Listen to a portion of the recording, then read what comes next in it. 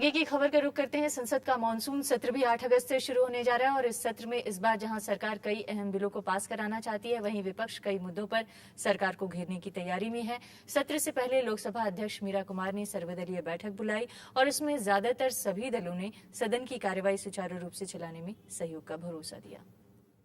8 अगस्त से 7 सितंबर तक करीब एक महीने चलने वाले संसद के सत्र में घरेलू मसलों सहित कई अंतर्राष्ट्रीय मसलों पर चर्चा होगी।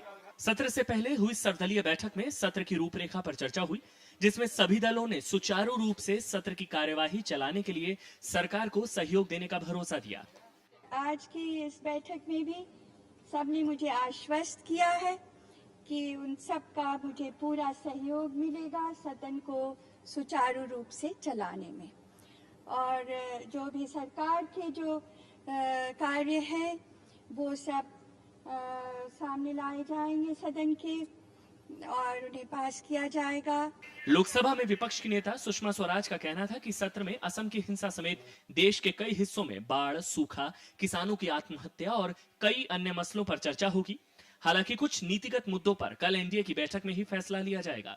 जो रुपए का अवमूल्यन हो रहा है, इन तमाम चीजों को लेकर के जो देश में आर्थिक संकट है, इसके बारे में चर्चा की बात आई है।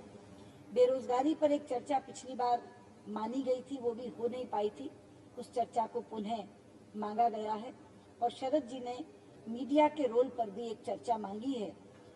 और कल एनडीए की बैठक है, तो सरकार के विरुद्ध किन चीजों पर किस मंत्री के खिलाफ क्या निर्णय लेना, ये निर्णय वहां होंगे, उसके बाद हम आपको जानकारी देंगे। एनडीए कन्वीनर शरद यादव ने कहा कि अर्थव्यवस्था, जनसंख्या विस्फोट, किसानों की आत्महत्या और भूमि अधिग्रहण जैसे कई मुद्दों के साथ मीडिया की भूमिका पर भी इस सत्र में चर्चा होगी। सरकार भी इस कोशिश में है कि इस सत्र में ज्यादातर अहम बिल पास हो जाएं। जो बाजार है वो पूरा ठप हो गया है, यानी इस देश की जो आर्थिक दशा है वो हर तरफ खराब हो गई, उस पर भी चर्चा का लोगों का सुझाव है। और जो मीडिया है उस पर भी मैंने कहा कि इस पर बहस होना चाहिए। उन सारी चीजों पे चर्चा और बहस के लिए हम लोग तैयार हैं और उन पर चर्चा बहस कराएंगे। उसके साथ साथ जो गवर्नमेंट के बिल पेंडिंग है, करीब 31-32 बिल हैं, जितने ज्यादा से ज्यादा बिल पास हो सके वो भी हमारी कोशिश होगी। उसमें हम सबका सहयोग चाहते हैं। वो लोकपाल बिल सिलेक्ट कमेटी के पास है, जैसे सिलेक्ट कमेटी की रिपोर्ट आ जाएगी उसको सदन में लाने का प्रयास होगा। बैठक में प्रधानमंत्री डॉक्टर मनमोहन सिंह, लोकसभा में सदन के नेता सुशील कुमार शिंदे और संसदीय कार्य मंत्री पवन कुमार बंसल और भारतीय जनता पार्टी के वरिष्ठ नेता लालकृष्ण आडवाणी समेत कई प्रमुख नेता मौजूद थे।